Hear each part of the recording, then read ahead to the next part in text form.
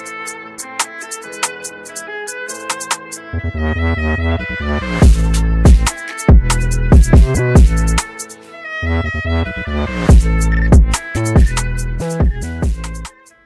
you been thinking of adding a dash cam to your car or truck, but you're not sure on the wiring or any possible issues with battery drains?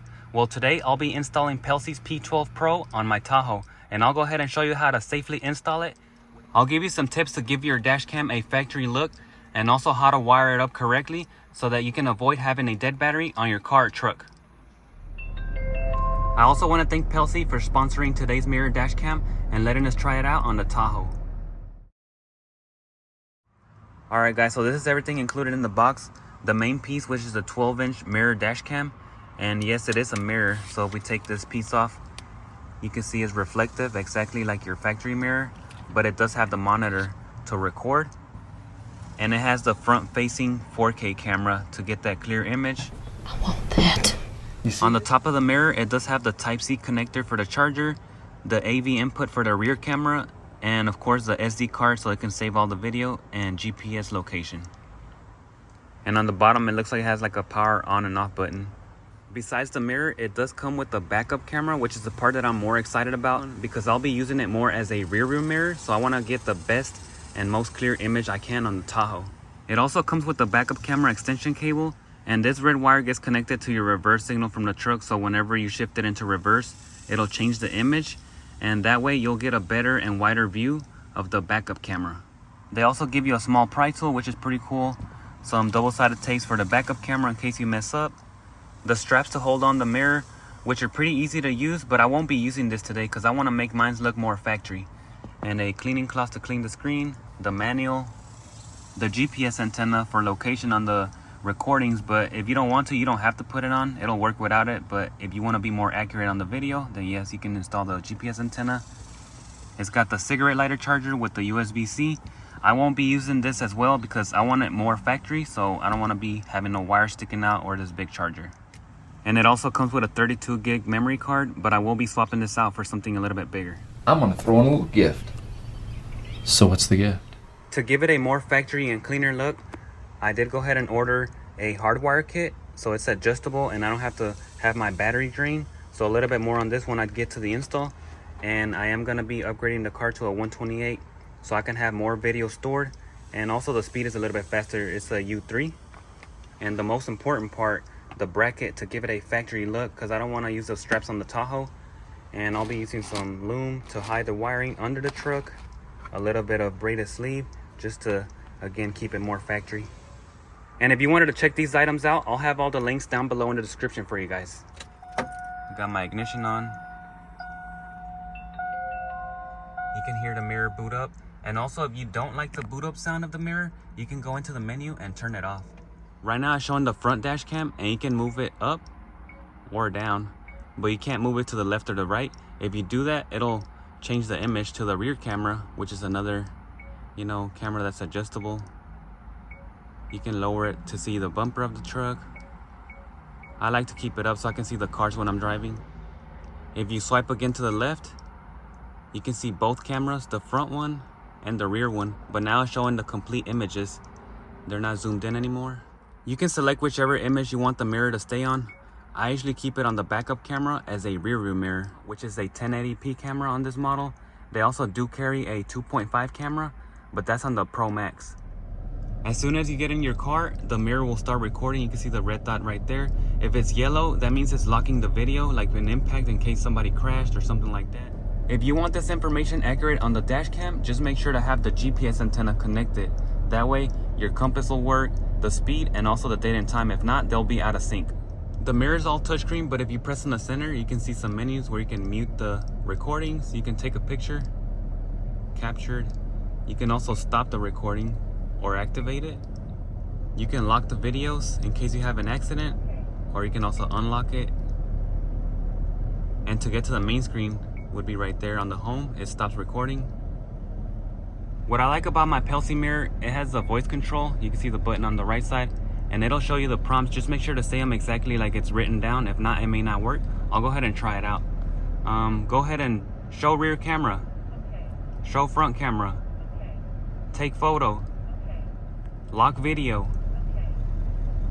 Yeah, so it works pretty good. For the most part, you just gotta play with it and remember the prompts. If you don't, just go ahead and click on the icon and then it'll show them to you right there. You can just talk to the mirror and change the image if you have to. Let's go ahead and try it again. Turn off screen. So if you want to have the normal view or back to the normal screen, turn on screen. I like to have it like that because it looks way better. I can see all the cars much better.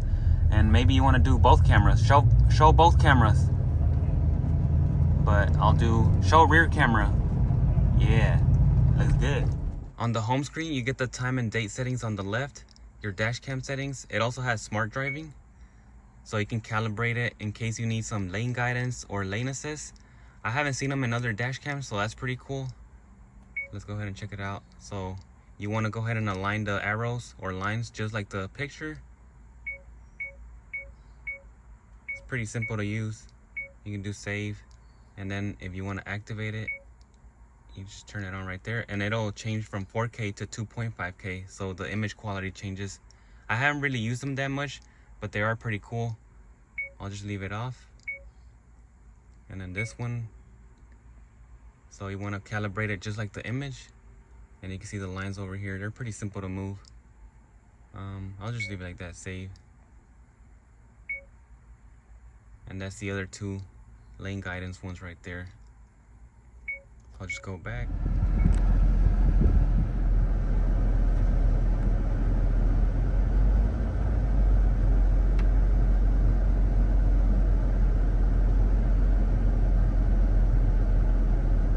On File Explorer, you can see all the video recorded for the front, back, and video log anytime you have accidents. And whenever you take pictures on the truck or car, it'll be under image for the front camera and backup camera. The last two icons are for all the settings. We'll do camera first. The video resolution, I want max resolution, so I have it at 4K 1080p. You can go as low as 1080p and 1080p for the rear. Loop recording, I'm having it at 3 minutes. That's the maximum. If you want the least amount, you could do 1 minute. The frequency of the image, I want the best one, so 60 Hertz. On G sensor sensitivity, I have it at medium. Whenever I had it on high, it would record too much as far as like locking the video, so I just left it at medium. It was a bit too sensitive on high. Parking monitor, I want it on high. I want to make sure anytime people are hitting my truck, it gets recorded. The time-lapse setting, you can either turn off or have it on. I'll put it on the 24 hours. I already actually used this setting, and my dash cam recorded somebody hitting my bumper, so that's really good. I would recommend it.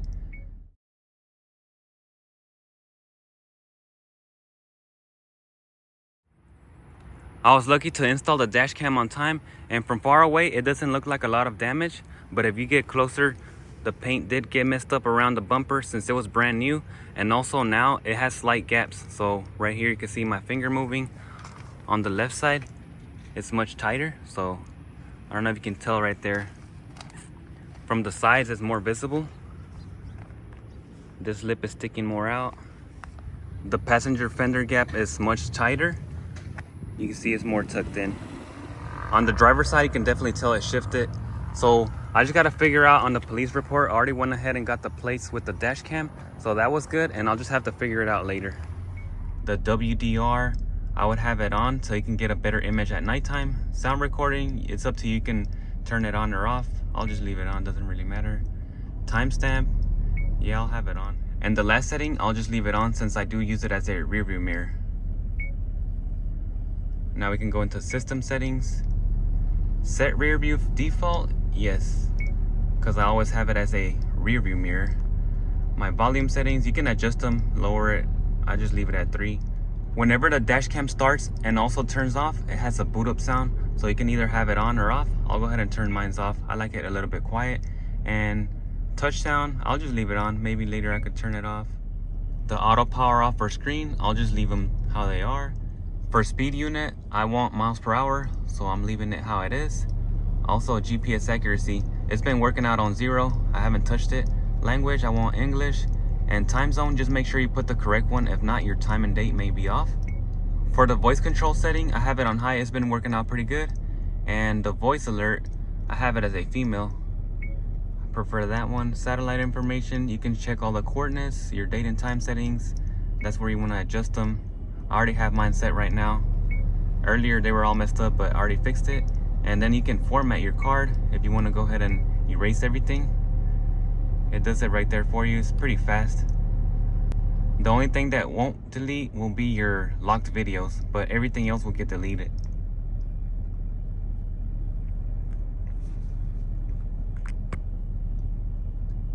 So format is successful. And finally, if you want to reset everything, just go do a factory reset. I just leave my dash cam on the back camera setting, but whenever you have the reverse wire hooked up to reverse, the image will change. So you can see the bumper better. And if you want to, you can also see the full picture by pressing that button, and it gives you the wider image. So it's really up to you how you want to have it set up. I'll usually leave it like this, but sometimes I'll look at the bumper in case I'm real close. And once I park, it'll go back to the normal setting, which seems a little bit zoomed out, but it looks good on the street. Let's talk about the image quality on the dash cam. The front one is 4K, and it looks real good in the daytime and at night. You might just get a little bit of glare whenever it's nighttime, not too bad. Now on the other hand, the back camera, that's a whole different story. Whenever you're driving at nighttime, you get a lot of glare with the cars. They have to get like real close so you can see the license plate, and then it gets better. But I'll try to link a video here so you can see the difference. Besides that, they both look good in the daytime.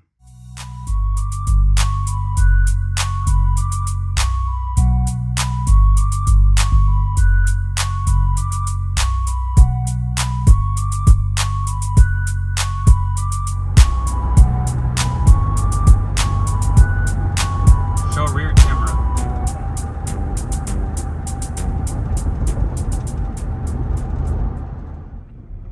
The front camera does look a little bit better and sharper, but you can see a little bit of glare where the light is coming from. But this is with my headlights off, and if I turn them on, it makes it look a little bit better as well. This is how the backup camera looks without no lights, and whenever I turn on my license plate, it looks a little bit different. You can see there's a little bit more color and definition. If you're thinking of purchasing the P12 Pro with the 1080p backup camera, but you don't want the glare at night, they also offer an upgraded mirror, which is the P12 Pro Max, and that one comes with a 2.5K rear camera. Besides that, there also is a replacement back camera that has no glare that I was able to find and test out on my Tahoe. So I'll have that link down below in the description for you guys, and I'll show you a clip here of the difference. This is the replacement camera I ordered to try out, and the license plate LED is off right now, but you can already see it's got a better image on low light, and I'll turn it on right now. So you can hardly see a little bit of a difference. Not too bad. I just gotta try it out in the street and see if it looks any better, like reflections or anything like that.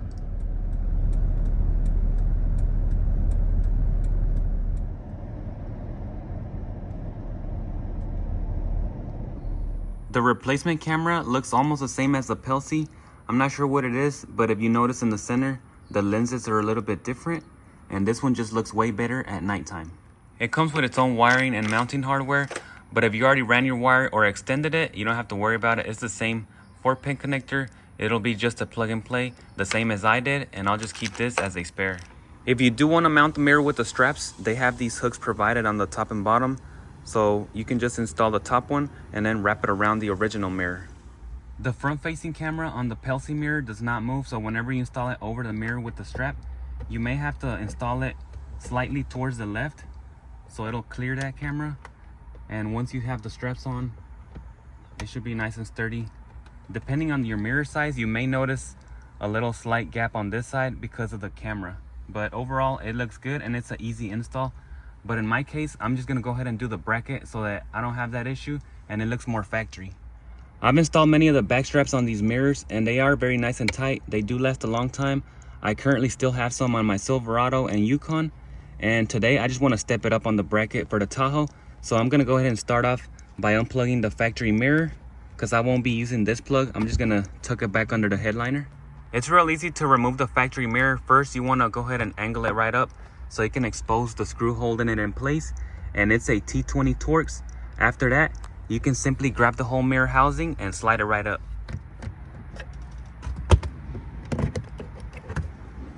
With the mirror removed, you'll be left over with the metal bracket that's glued onto the factory glass. If for some reason you don't have it or it fell off, you'll have to glue it back into place so that we can mount the new bracket. And I've actually had mine fall off before on the Yukon since it gets real hot in Texas. I'll go ahead and test this one out, make sure it fits. So there you can see it slides right on. And this one has a new Phillips screw included instead of the Torx bit. Just in case you wanted to know, before I took in this mirror harness away, there are some useful wires. Pin 1, which is the pink wire, is a 12-volt ignition. Anytime you turn your truck on, this will get powered on, and whenever the truck is off, it'll lose power.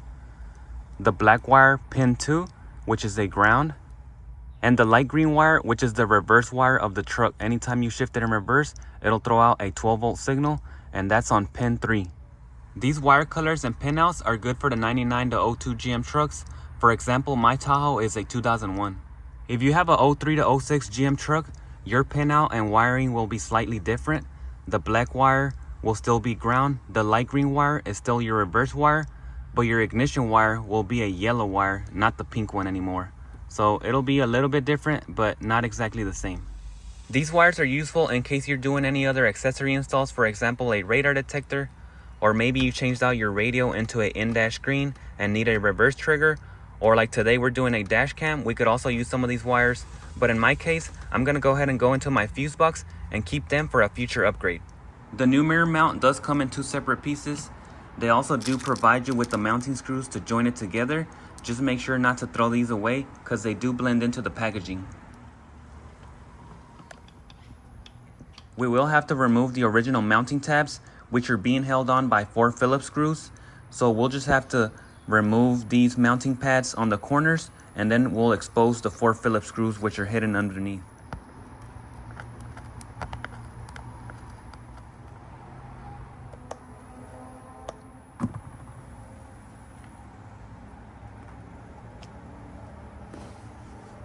With the original mounting tabs out of the way, the new mount can slide right in, and we'll just be using the original mounting screws.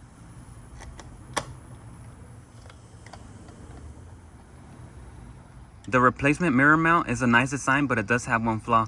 Whenever you're driving around, you'll notice that the video is a bit shaky, and that's because it's only being held on by the 4 corners, and the middle is just suspended in the air. So what I did to fix that was add double-sided tape all in the bottom, which gave it more support and no more shaking of the video. Just one layer of the 3M double-sided tape fixed it, and now it's not moving at all, and I can still get to the reset button. Alright, so to wire up the mirror, we're gonna start off with the Hardwire kit, and that one goes installed on the left side. And I'm just gonna go this way, that way I can keep all my wires going in the same direction. Next up, we have the GPS antenna on the far right, and then the wiring that goes towards the rear camera. So it's just 3 plugs, and they're all plug and play. But as you guys can see, it doesn't look that nice because they kind of get tangled up. It's a lot of wiring in here. The mirror will be right in front of my view, so I don't want to be looking at this all day. And what I'll do to clean it up is use a little bit of Tessa tape, some braided sleeve, and a little bit of heat shrink. Now this is what I'm talking about, because I just don't like my wires just hanging all over the place. But if you're thinking the same thing, let me know down below in the comments. I mean, we gotta look legit, man. That's true, that's true. I'll just insert my new SD card, and you can go as high as 256 gigs.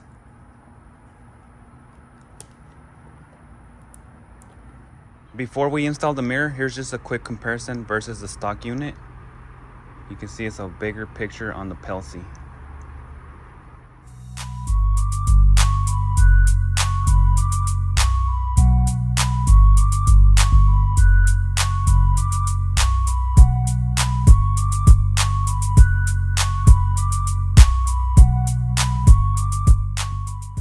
Now that the wiring looks much better, we can install it into the windshield. Just be careful not to over tighten your windshield screw because you don't want to crack it. The way you angle your wiring will give you a different look in your car. So you can see that the heat shrink just looks too stiff and straight up. So maybe we can angle it a little bit back and curve it. Yeah, that looks much better. So I'll go ahead and tuck it under my headliner and have this nice curve right here. You can use a plastic pry tool or your hands if your headliner is loose enough.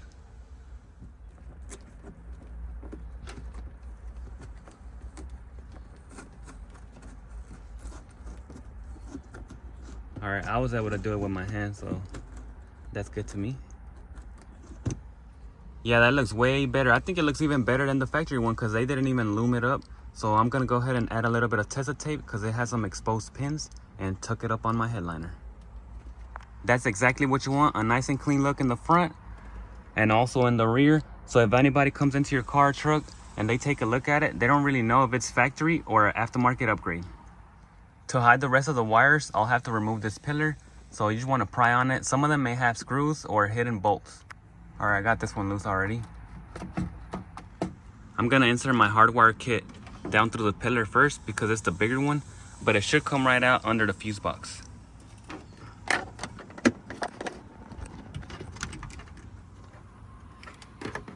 There it is. The backup camera wire.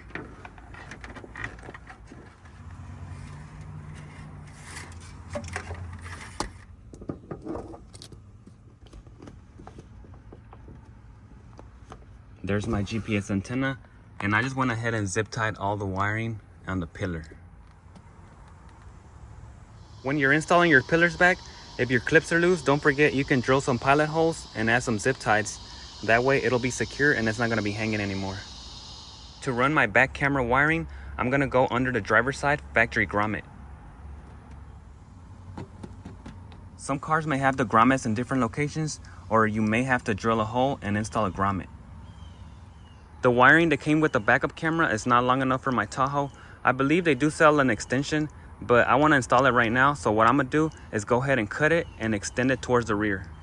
It reaches to about the gas tank, so I'll do a 7-foot extension, and that should give me enough slack to go around the corners and hide the wiring.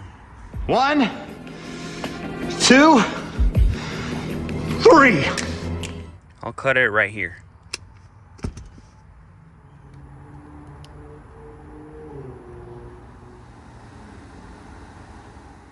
I'll use some 4-pin RGB wire. There's a total of 4 wires on the plug we just cut, and you can use any wires in between. They don't have to be the same color. Just be careful not to mix them between this side of the plug and the truck side we just cut.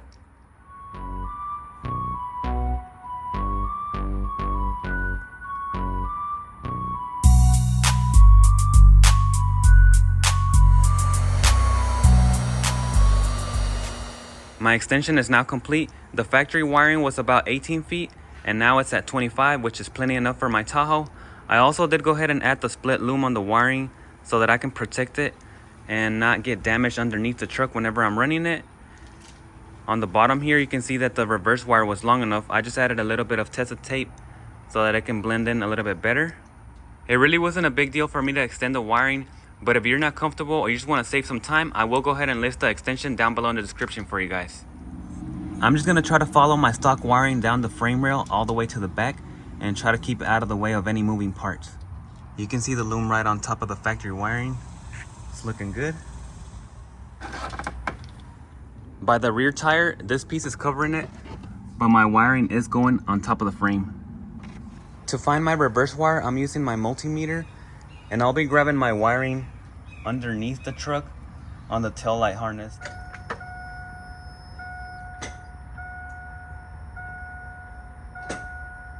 My reverse wire is this light green, so I connected the Pelsee red wire, which is Tesa taped, onto this light green wire.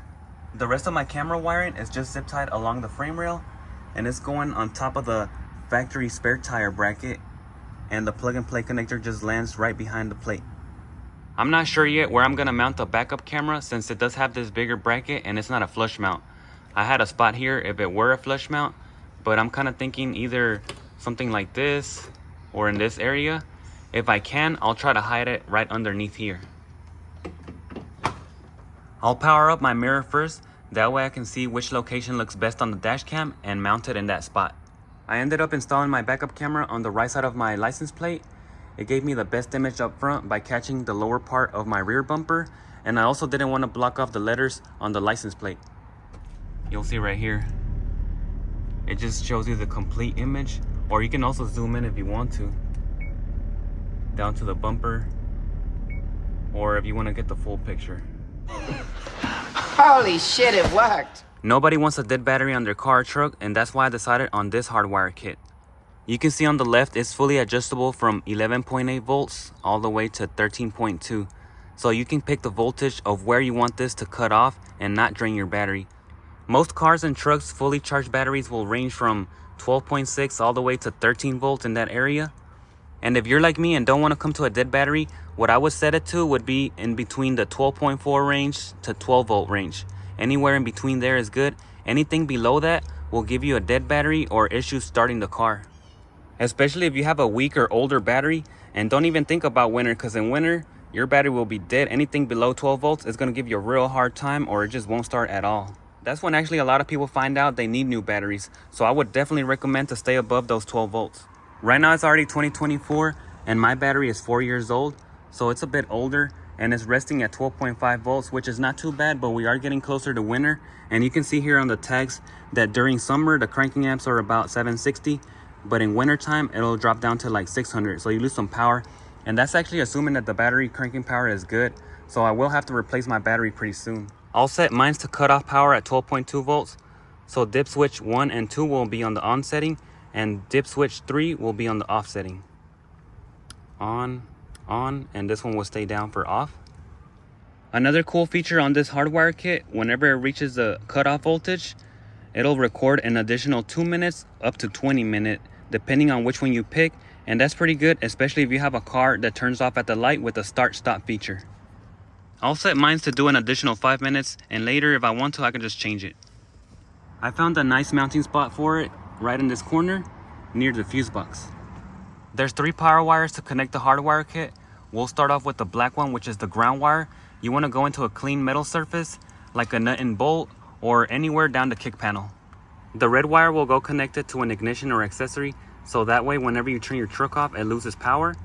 I've already added my fuse tab and they do come with several sizes. The best way to connect your fuse tab is first going into your fuse box and checking for any empty fuse slots that are available. Just make sure they have the pins inside. There's 2 different ways of checking for power, a digital multimeter and a test light like the one that came in the kit today. But I would always recommend using the multimeter, especially on newer or luxury cars. They can be more sensitive. I'll be using the test light just to test it out on the Tahoe, and also because it is older so it doesn't really matter. But always try using the multimeter when you can. If your fuse box doesn't have any empty slots you can use for your fuse tab and you have to tap into one of the factory fuses, just try to stay away from anything that'll hinder your driving, like a ABS fuse or SRS, any of the computer fuses like ECM, ETC, or also your AC, the Havoc fuses. You don't want to use any of those. Your lighting fuses, the turn signals, the stoplight fuses, you need all those working when you're driving. You want to use something like a radio fuse, the cigarette lighter fuses, your auxiliary power fuses or accessory fuses. Those are all good in case the fuse tab accidentally isn't installed correctly or it just falls out, or for whatever reason, maybe like a fuse popped, you can still drive your car without any issues. On my Tahoe, most of these fuses are powered up with the key on ignition, and there's some fuses installed in here like a 4-wheel drive that the truck doesn't have because it's a 2-wheel drive, and also a rear wiper I don't have, but the fuse is there. So most likely I'll end up using one of these spots instead of the radio fuse. The correct way to install this fuse tab, the original fuse goes on the bottom, the dash cam fuse on top, and this first pin right here has to get the 12 volts.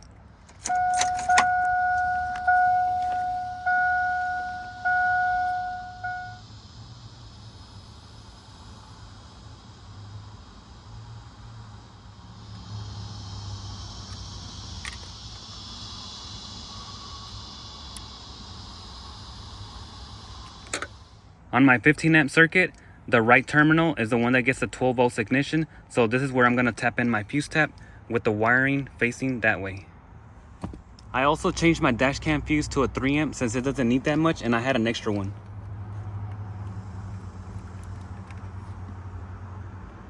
You can either zip tie the rest of the slack or cut it and make it shorter, which is what I'm going to do. My accessory wire is now shorter, and I added some heat shrink over the solder. I did leave the plug and play connector from the fuse tab just in case I want to unplug it or anything like that. And the last wire is the yellow one, which goes straight to the battery or 12 volts all the time.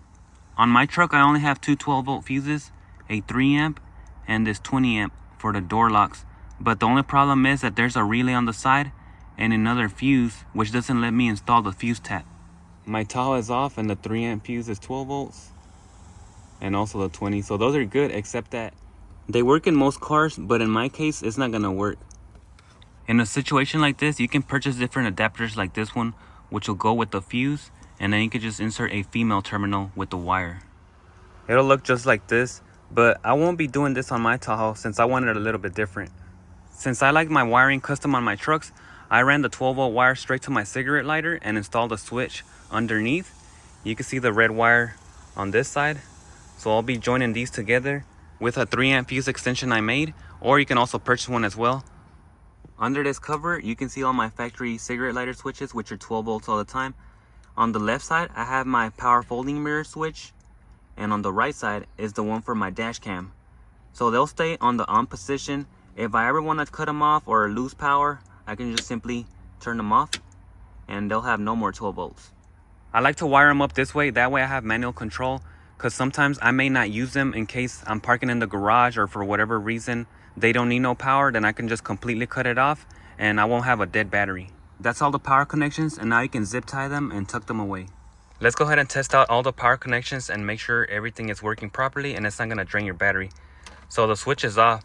I'll turn it on and it should kick on the mirror. Alright, that's good, and I'll turn on the truck.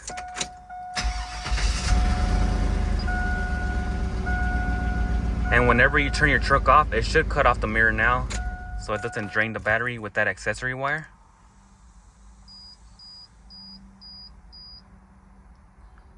There it is. It took a little bit, but it's working properly.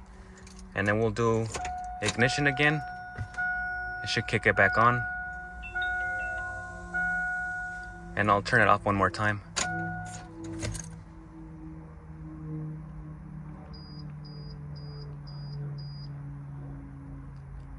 Alright, so let's turn it off. Everything's looking good.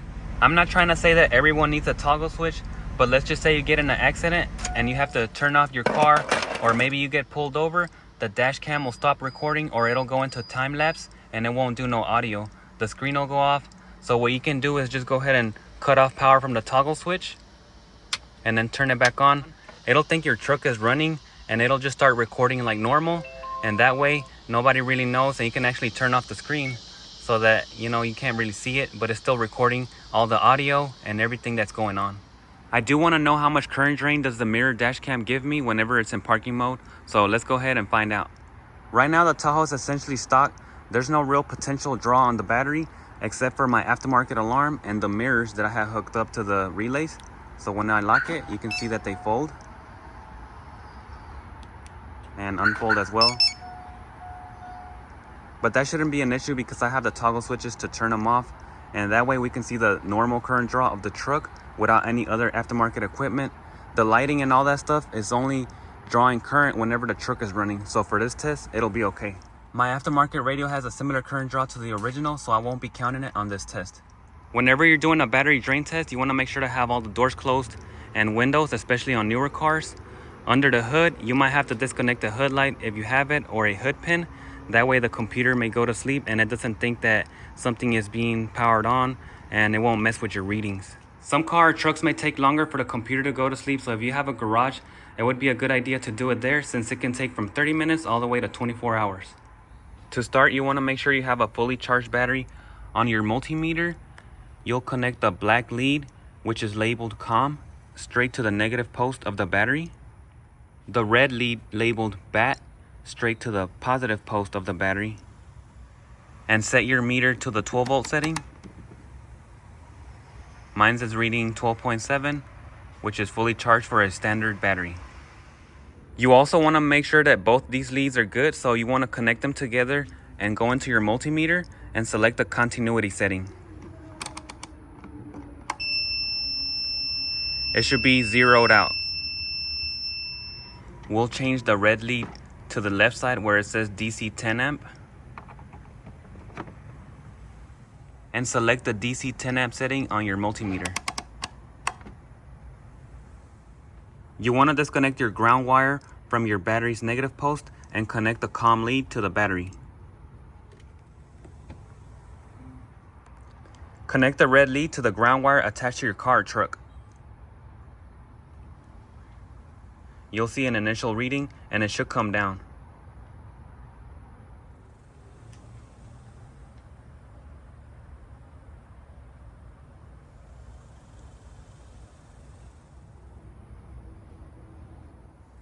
Alright, it just dropped to 38 milliamps, which is good. You want to see from 20 milliamps up to 50 milliamps. It just depends on the car or truck. Some of them may have slightly more, but that's a good range. And I'll go ahead and lock it with the factory alarm and see if it changes.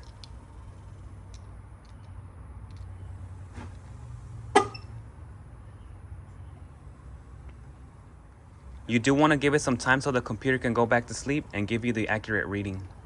Right now it's showing me about 236 milliamps, which is a high current draw. And most likely it just needs more time because I'm doing it too quick. But you do want to see a lower reading than this. I'm checking the current drain on the factory alarm again, and it's already dropping to 117 milliamps. The factory alarm actually dropped back down to the 38 milliamps, which is pretty cool. I wasn't expecting it, but it's most likely because it goes through the BCM. So now I'll go ahead and test it out with my CompuStar and see what type of draw it adds. It'll probably go up a little bit higher and it should drop. So I'm gonna just give it a few minutes. I think this one is faster to show the current draw.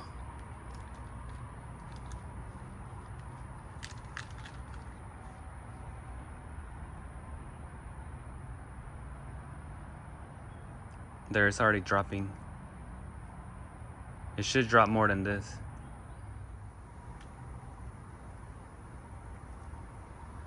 Alright, so it dropped to 49 milliamps. That was actually way faster. It took about, I said like almost 3 minutes. So not too bad at all. It's only like I said like a 11 milliamp drain or something like that. So not too bad on the CompuStar. Let's power up the toggle switch for the power folding mirrors and see what type of draw it adds. I should be able to reach it without opening the door and waking up the computer. It's down right here. Alright, you can hear it. And we can check in the front. So 0.77, it's about, I can't really count right now, but like 20 something milliamps. So it's not too much, but it is way more than my CompuStar, which was about 0.11. But this is still an acceptable draw because newer cars can be from, I'll say like 50 milliamps to 85 is okay. With this being an okay draw, let's go ahead and turn on the dash cam and see how much it adds. I should be able to reach it again. Down over here.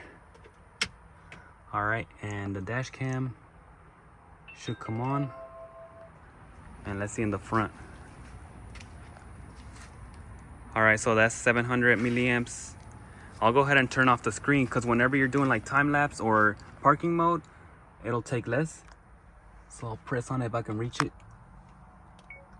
Alright, so that should be good.